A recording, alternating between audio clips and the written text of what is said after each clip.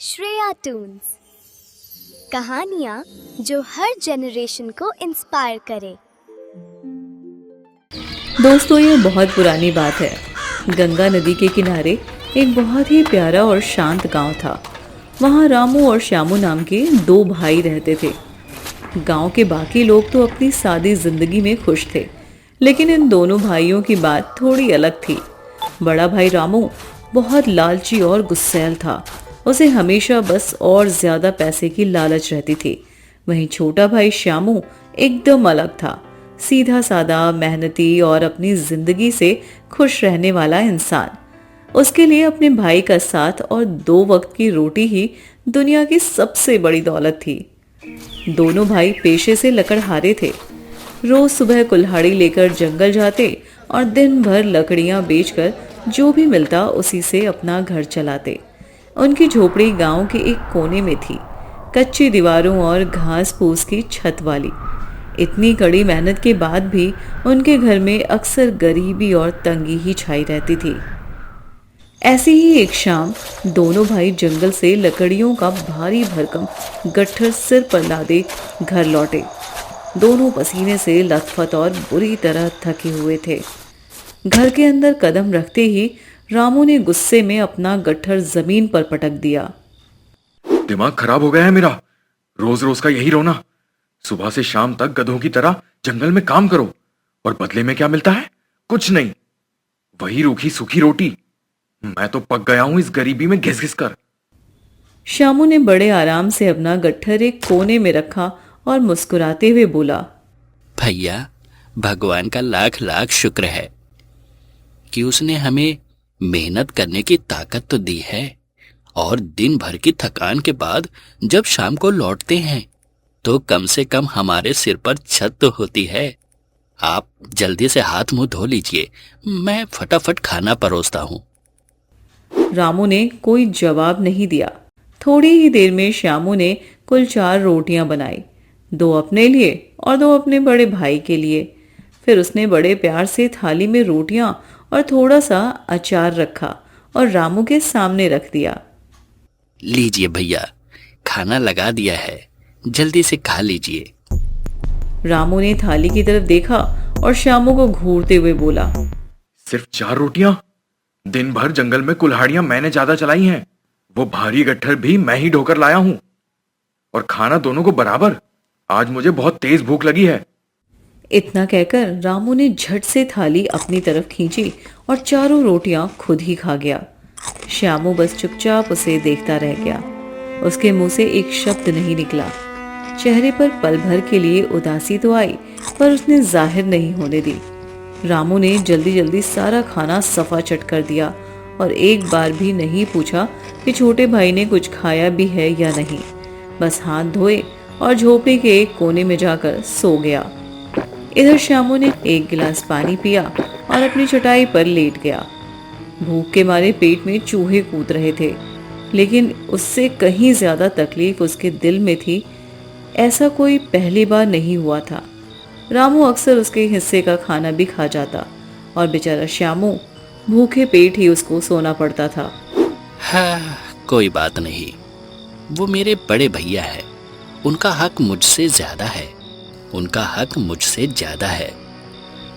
आंखों में आंसू लिए यही सोचकर वो भूखे पेट ही सोने की कोशिश करने लगा। बाहर रात का गहरा सन्नाटा था और झोपड़ी के अंदर एक भाई के खर्राटों की गूंज रही थी। बड़े भाई के लिए श्यामू का ये प्यार और रामू का बढ़ता हुआ लालच, बस यही उनकी जिंदगी की सच्चाई बन चुकी थी। लेकिन दोनों को इस बात की जरा भी भनक नहीं थी कि जंगल के गहरे सन्नाटे में एक ऐसा राज छिपा है जो बहुत जल्द उनके रिश्ते और किस्मत की सबसे बड़ी परीक्षा लेने वाला है। और फिर अगली सुबह हुई। सूरज की पहली किरण निकलते ही श्यामू उठ गया। उसने घर की साफ सफाई की, अपनी कुल्हाड़ी उठाई और रामू को जगाने लगा। भैया उठिए, सुबह हो गई है, आज जंगल नहीं चलना क्या? रामू नींद में ही झल्लाते हुए बड़बड़ाया, आज मैं अकेले ही जाऊंगा, तू घर पर ही रह और बाकी के कामकाज देख। रोज रोज मेरे साथ जाकर करता भी क्या है तू? बस इधर उधर खाली ही तो घूमता है। श्यामू को ये बात सुनकर बहुत बुरा लगा, लेकिन उसने पलटकर कोई जवाब नहीं दिया। उसने बस सिर झुकाया और बोला, ठीक है भैया, जैसा आप कहो। रामू अपनी कुल्हाड़ी कंधे पर रखकर जंगल की तरफ निकल पड़ा। आज उसके मन में एक अजीब सी बेचैनी थी। वो रोज वाले रास्ते पर जाने के बजाय एक अनजान और कच्चे रास्ते की तरफ मुड़ गया। उसे लगा कि शायद जंगल के इस हिस्से में उसे और भी अच्छी और मोटी लकड़ियां मिल जाएं, जिन्हें बेचकर वो ज्यादा पैसे कमा सके। जंगल धीरे धीरे और घना होता जा रहा था। ऊंचे ऊंचे पेड़ों की वजह से सूरज की रोशनी भी जमीन तक ठीक से नहीं पहुंच पा रही थी। चारों तरफ से अजीब अजीब पक्षियों और जानवरों की आवाजें आ रही थी। रामू थोड़ा डरा जरूर, लेकिन ज्यादा लकड़ियों का लालच उसे आगे ही खींचता चला गया। चलते चलते वो जंगल के एक ऐसे अनजान हिस्से में पहुंच गया जहां शायद ही पहले कोई इंसान कभी आया हो। और तभी उसकी नजर उस पेड़ पर पड़ी।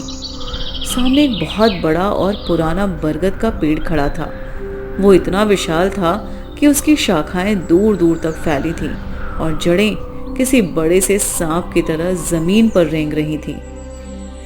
लेकिन सबसे ज्यादा हैरान करने वाली बात तो ये थी कि उस बरगद के पेड़ पर आम लगे हुए थे, और वो कोई मामूली आम नहीं थे। वे सूरज की रोशनी में एकदम असली सोने की तरह चमक रहे थे।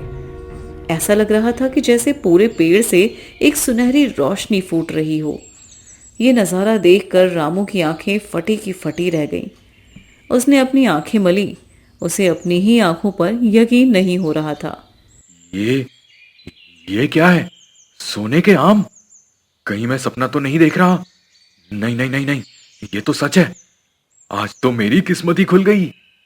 रामू के मन में लालच जाग उठा। उसने मन ही मन सोचा, अगर मैं इस पेड़ की एक दो मोटी डालियां ही काट लूं, तो इनमें से न जाने कितना सोना निकलेगा। मैं तो गांव का सबसे अमीर आदमी बन जाऊंगा। फिर मुझे रोज रोज लकड़ियां काटने की जरूरत ही नहीं पड़ेगी। बस यही सोचकर उसने अपनी कुल्हाड़ी उठाई और पेड़ की एक मोटी डाल काटने के लिए आगे बढ़ा।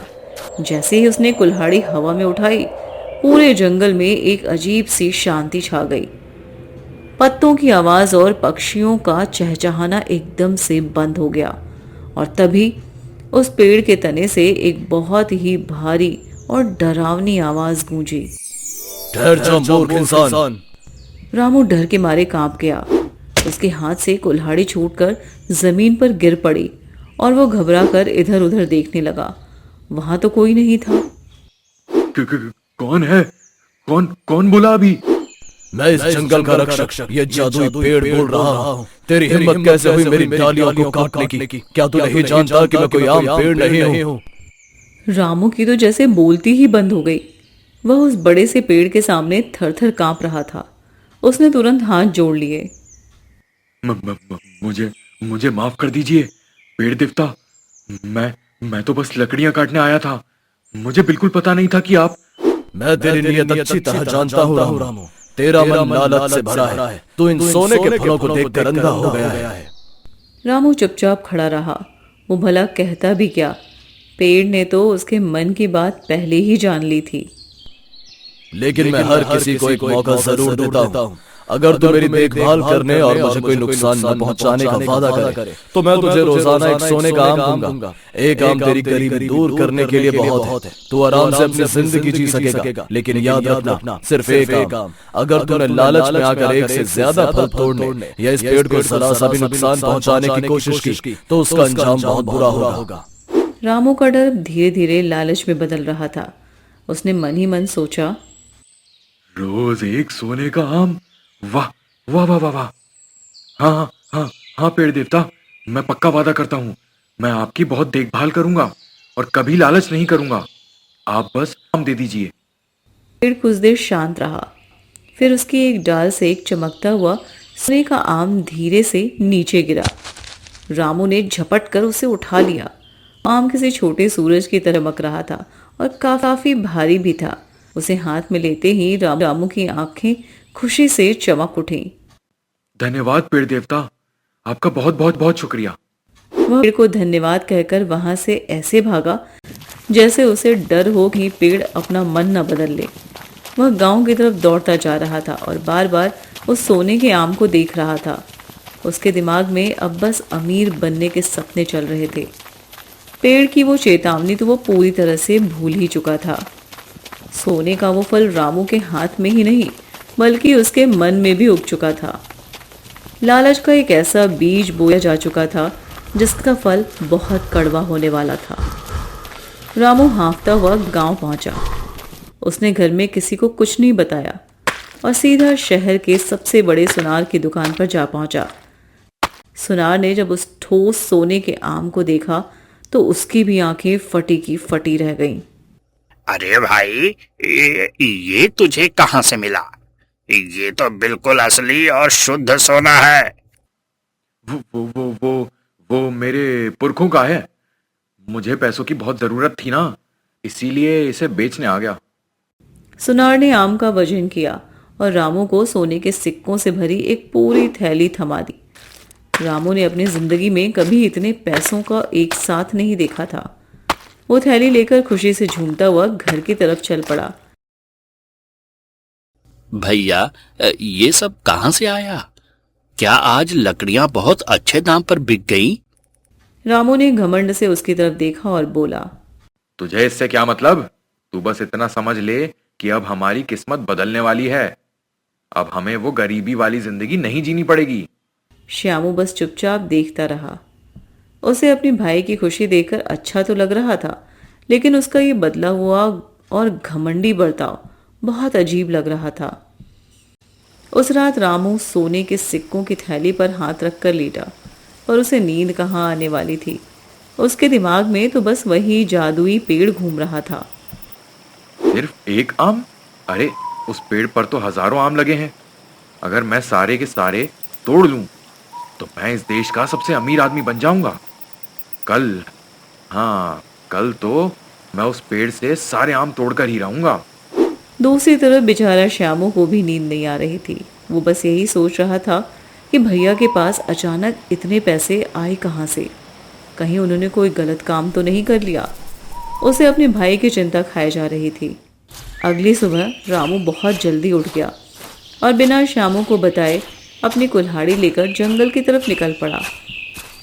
आज उसकी चाल में कोई डर नहीं था, बल्कि एक खतरनाक जुनून था। उसकी आंखें लाल थीं और चेहरे पर सिर्फ और सिर्फ लालच झलक रहा था।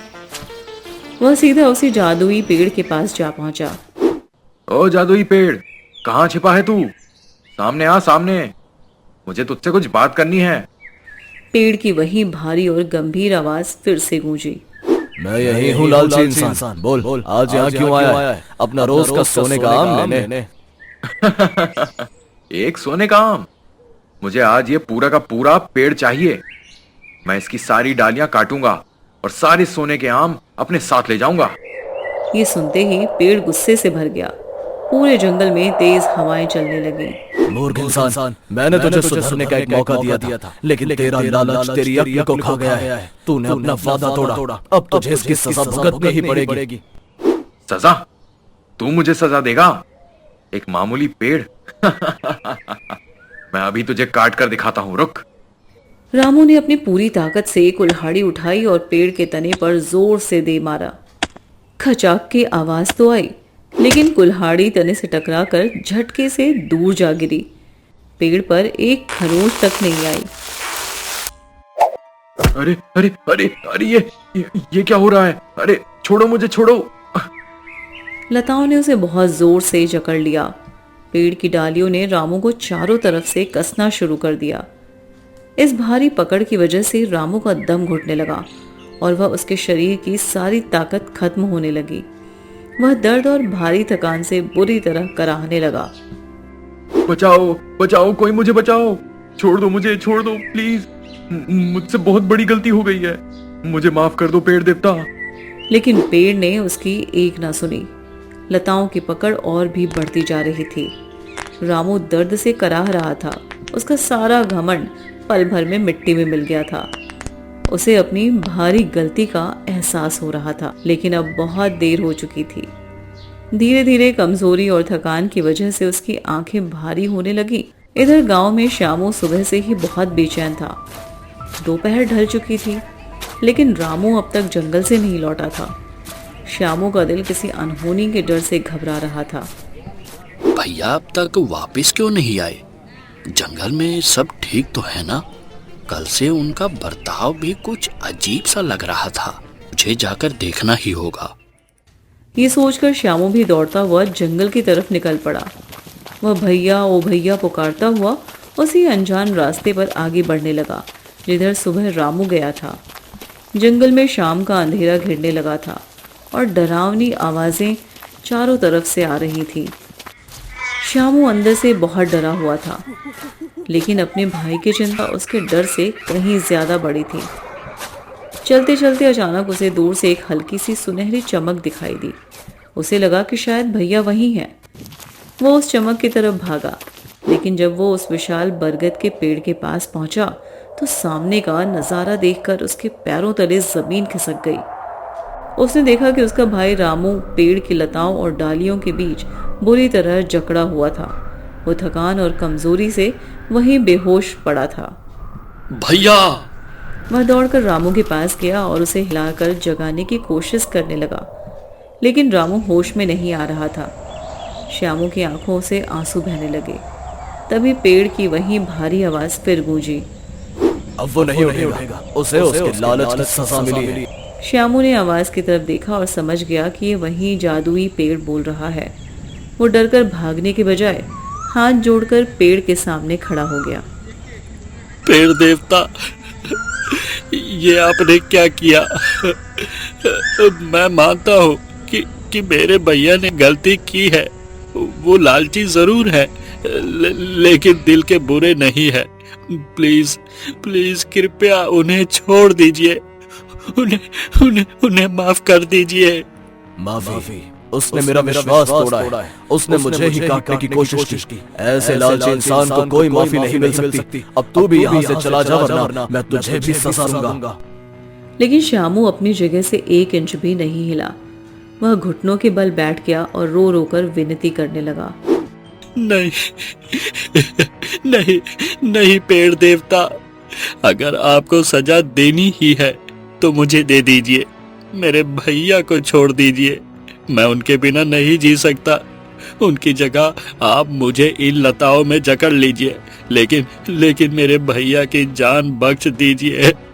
मैं आपसे भीख मांगता हूँ। जादुई पेड़ एकदम खामोश हो गया। उसने आज तक किसी इंसान के मुंह से इतनी निस्वार्थ और सच्ची बात नहीं सुनी थी। उसने हमेशा इंसानों में लालच, धोखा और नफरत ही देखा था। श्यामू को अपनी लालची भाई के लिए इतना गहरा प्यार देखकर उस कठोर पेड़ का दिल भी पिघल गया। उठ जा बेटा, तेरे सच्चे प्यार और दया ने मेरे गुस्से को शांत कर दिया है। तूने आज मुझे सिखा दिया कि प्यार लालच से कहीं ज्यादा ताकतवर होता है। इतना कहते ही पेड़ की लताएं धीरे धीरे ढीली पड़ गईं और उन्होंने रामू को आराम से जमीन पर लिटा दिया। पेड़ की जादुई जकड़न बिल्कुल खत्म हो गई। श्यामू दौड़कर अपने भाई के पास गया और उसका चेहरा पूछने लगा। तभी पेड़ की एक डाल से एक चमकता हुआ पत्ता टूटकर नीचे गिरा। इस जादुई पत्ते का रस अपने भाई के चेहरे और माथे पर लगा दे। उसकी सारी थकान और कमजोरी दूर हो जाएगी और वो होश में आ जाएगा। श्यामू ने फौरन उसे वैसे ही किया। पत्ते का रस लगाते ही किसी चमत्कार की तरह रामू की सारी कमजोरी दूर होने लगी। कुछ ही पलों में रामू ने धीरे धीरे अपनी आंखें खोल दी। होश में आते ही उसने सबसे पहले अपने सामने श्यामू को देखा, जिसकी आंखों से आंसू बह रहे थे। श्यामू, तुम यहाँ कैसे आए? फिर रामू की नज़र उस जादुई पेड़ पर पड़ी और उसे सब कुछ याद आ गया। उसे याद आया कि कैसे उसके लालच ने उसे मौत के मुंह में धकेल दिया था और कैसे उसके छोटे भाई ने अपनी जान पर खेलकर उसे बचाया। शर्म और पछतावे से रामू की आंखें भर आईं। वह उठा और सीधा श्यामू के पैरों में गिर पड़ा। मुझे माफ कर दे श्यामू, मुझे माफ कर दे मेरे भाई। मैं लालच में अंधा हो गया था। मैंने तेरे साथ हमेशा बुरा किया, तुझे भूखा सुलाया, लेकिन आज तूने मेरी जान बचाई है। तू सच में मेरा छोटा भाई नहीं, मेरे लिए भगवान है, भगवान। श्यामू ने तुरंत उसे उठाया और गले से लगा लिया। नहीं भैया, ऐसा मत कहिए। आप मेरे बड़े भाई हैं। आपको मुझसे माफ़ी मांगने की कोई ज़रूरत नहीं है। आप ठीक हो गए, बस मेरे लिए यही दुनिया की सबसे बड़ी खुशी है। दोनों भाई गले लगकर रोने लगे। ये पछतावे और माफ़ी के आंसू थे जिन्होंने उनके रिश्ते की सारी कड़वाहट को हमेशा के लिए धो दिया था। जादुई पेड़ चुपचाप यह सब देख रहा था और आज उसे भी सच्ची खुशी महसूस हो रही थी। तुम दोनों ने आज मुझे असली दौलत का मतलब समझाया है। ये सोना, ये पैसा सब बेकार है। दुनिया का असली धन तो ये भाईचारा और प्यार ही है। पेड़ ने उन्हें आशीर्वाद के रूप में कुछ सोने के आम दिए और कहा, ये मेरी तरफ से तुम्हारे प्यार के लिए एक छोटा सा तोहफा है। जाओ और अपनी नई जिंदगी शुरू करो। लेकिन हमेशा याद रखना, सच्चा सुख संतोष में है, लालच में नहीं। दोनों भाइयों ने हाथ जोड़कर पेड़ को प्रणाम किया और खुशी खुशी अपने गांव की तरफ चल पड़े। इस पर रामू के मन में लालच की जगह अपने भाई के लिए सिर्फ प्यार और सम्मान था। गांव लौटकर उन्होंने उन सोने के आमों को बेचा और उन पैसों से एक छोटा सा पक्का घर बनवा लिया। उन्होंने खेती के लिए जमीन खरीदी और मेहनत से काम करने लगे। लेकिन सबसे अच्छी बात ये थी कि उन्होंने सारा पैसा सिर्फ अपने लिए नहीं रखा। रामू ने श्यामू के कहने पर गांव में एक कुआं खुदवाया ताकि किसी को भी पानी के लिए दूर न जाना पड़े।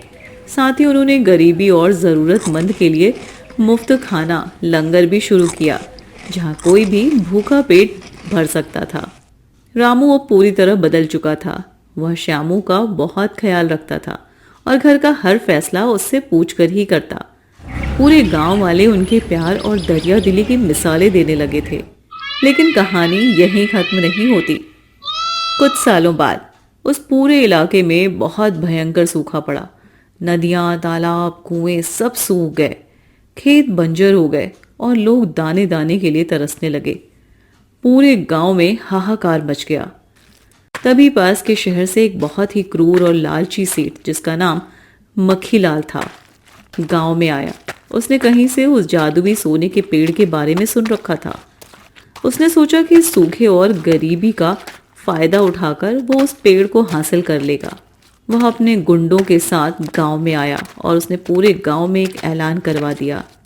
सुनो गांव वालों, मैंने सुना है कि तुम्हारे जंगल में सोने का कोई जादुई पेड़ है। मैं आज उस पेड़ को काट कर अपने साथ ले जाऊंगा। जो कोई भी मेरे रास्ते में आया उसका अंजाम बहुत बुरा होगा। गांव वाले ये सुनकर बुरी तरह डर गए। रामू और श्यामू को जैसे ही ये खबर मिली, वे तुरंत समझ गए कि उनका जीवन दाता, वो जादुई पेड़, आज खतरे में है। नहीं, हम ऐसा बिल्कुल नहीं होने देंगे। उस पेड़ ने हमें एक नई जिंदगी दी है। हम अपनी जान दे देंगे, लेकिन उस जादुई पेड़ पर एक आंच भी नहीं आने देंगे। दोनों भाइयों ने तुरंत सारे गांव वालों को इकट्ठा किया। भाइयों, हमें मिलकर उस पेड़ की रक्षा करनी ही होगी। वो पेड़ हमें सिर्फ सोना ही नहीं देता, वो तो हमारे इस जंगल की जान है। गांव वालों ने रामू और श्यामू की अच्छाई से बहुत प्यार करते थे, इसलिए वे फौरन उनकी मदद के लिए तैयार हो गए। सब लोग अपनी लाठियां लेकर जंगल की तरफ दौड़ पड़े। जब सेठ मक्खीलाल अपने गुंडों के साथ उस पेड़ के पास पहुंचा तो उसने देखा कि रामू और श्यामू, गांव के सारे लोग पेड़ के चारों तरफ एक घेरा बनाकर उसकी रक्षा में खड़े हैं। तुम गंवारों की हिम्मत कैसे हुई मेरे रास्ते में आने की? हट जाओ सब यहाँ से। सेठ, चुपचाप यहां से लौट जाओ। ये पेड़ हमारा जीवन देवता है। हम तुम्हें इसे छूने भी नहीं देंगे। मैंने भी तुम्हारी तरह लालच करने की भारी गलती की थी और इसकी सजा भी भुगती है। याद रखना, लालच का अंजाम हमेशा बहुत बुरा होता है। अपना ये भाषण देना बंद कर। आदमियों, हटाओ इन सबको रास्ते से और जल्दी से इस पेड़ को काटना शुरू करो। जैसे ही सेठ के आदमी आगे बढ़े, जादुई पेड़ गुस्से से कांप उठा। पेड़ की लंबी लंबी जादुई लताएं और डालियां एक बार, लेकिन इस बार उन्होंने रामू या गांव वालों को नहीं, बल्कि सेठ मक्खीलाल और उसके आदमियों को कसकर जकड़ लिया। पेड़ ने अपनी जादुई ताकत से उन्हें हवा में उल्टा लटका दिया और लताएं उन्हें चारों तरफ से डराने लगीं। हवा में लटके हुए सेठ और उसके आदमी डर के मारे बुरी तरह चीखने चिल्लाने लगे। बचाओ, कोई हमें बचाओ, हमें माफ कर दो पेड़ देवता, हम अभी यहाँ से चले जाएंगे, बस हमें छोड़ दो। श्यामू ने जब यह देखा तो उसके साफ दिल में उन दुष्टों के लिए भी दया आ गई। उसने तुरंत हाथ जोड़कर पेड़ से प्रार्थना की। पेड़ देवता, कृपया करके इन्हें माफ कर दीजिए। इन्हें अपनी गलती का एहसास हो गया है, इन्हें सुधरने का एक मौका दे दीजिए। जादुई पेड़ ने श्यामू की बात मान ली और अपनी लताएं ढीली करके सेठ और उसके आदमियों को आराम से नीचे उतार दिया। वे सब इतने डरे हुए थे कि कांपते हुए बिना पीछे मुड़े वहां से भाग खड़े हुए। जैसे ही वे लोग वहां से भागे, अचानक और जोरों की बारिश होने लगी। गांव का सूखा हमेशा के लिए खत्म हो गया। पूरा गांव खुशी से झूम उठा और सब मिलकर जादुई पेड़ की जय जयकार करने लगे। उस दिन के बाद हर किसी को ये यकीन हो गया कि असली जादू सोने के फलों या पैसों में नहीं होता है, बल्कि दया, प्यार और भाईचारे में होता है। रामू और श्यामू ने मिलकर अपने गांव को एक बहुत ही खुशहाल जगह बना दिया। वे दोनों हमेशा उस जादुई पेड़ की देखभाल करते रहे और पेड़ भी हमेशा उन पर अपना आशीर्वाद बरसाता रहा। तो दोस्तों, इस कहानी से हमें ये सीख मिलती है कि लालच का फल हमेशा बहुत कड़वा होता है। लालच इंसान को अंधा बना देता है और आखिर में बर्बादी के रास्ते पर ले जाता है, जबकि दया, संतोष और अपनों का प्यार ही जिंदगी की सबसे बड़ी और असली दौलत है। अगर आपको हमारी ये कहानी पसंद आई हो तो वीडियो को जल्दी से लाइक करें, अपने दोस्तों के साथ शेयर करें और ऐसी ही मजेदार कहानियों के लिए हमारे चैनल को सब्सक्राइब करना बिल्कुल ना भूलें। मिलते हैं अगली कहानी में। श्रेया टून्स, कहानियाँ जो हर जनरेशन को इंस्पायर करे।